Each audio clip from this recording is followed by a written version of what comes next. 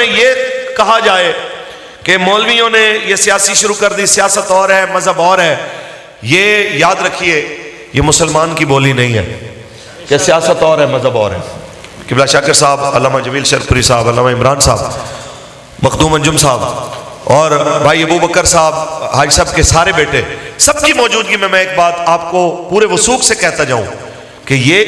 اس لیے زیادہ شدت کے ساتھ جملہ بولا گیا کہ 70 کی دہائی میں صرف 7 مولوی اسمبلی میں گئے اور جب باہر نکلے تو قادیانیت کو کافر قرار دلوا کے واپس آئے۔ جب سے قادیانیت اسمبلی کے اندر شکست کھا چکی ہے تب سے انہوں نے ایک ہی پروپیگنڈا اپنے چمچوں کے ذریعے، میڈیا کے ذریعے کرایا کہ مولویوں کے سیاست سے کیا کام ہے، مذہب کا سیاست سے کیا کام ہے، مذہب والوں کا سیاست کے اندر دمل دخل ہوتا ہی نہیں ہے۔ تو میں انہیں کہنا چاہتا ہوں کہ رسول اللہ نے حکومت کی ہے کہ نہیں کی؟ حضور سے بڑا مذہبی کون ہو سکتا ہے؟ حضور سے بڑا دین سمجھنے والا کون ہو سکتا ہے؟ حضور نے حکومت کی، سیدنا صدیق اکبر نے، فاروق اعظم نے، عثمان غنی نے، مولا علی نے، مولا حسن نے حکومت کی۔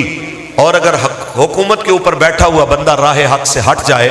یہ کہہ کے بندہ حجرے میں نہیں بیٹھ جاتا کہ ہم شریف لوگ ہیں، ہمارا سیاست سے کیا تعلق ہے۔ مولا حسین سے بڑا نہ تو دین سمجھنے والا قیامت تک آ سکتا ہے، نہ مولا حسین پاک سے بڑا قرآن سمجھنے والا آ سکتا ہے۔ مولا حسین یزید کی سیاست کے خلاف، اس کی حکومت کے خلاف، اس کے ریاستی جبر کے خلاف میدان میں نکلے تاکہ قیامت تک آنے والے پیروں مریدوں کو پتہ چلے کہ جب بھی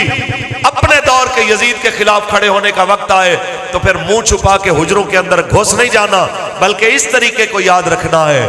کہ یہ رسم خان کا ہی ہے، غم و اندو دلگیری، نکل کر خانقاہوں سے ادا کر رسم شبیری، نکل کر خانقاہوں سے ادا کر رسم شبیری۔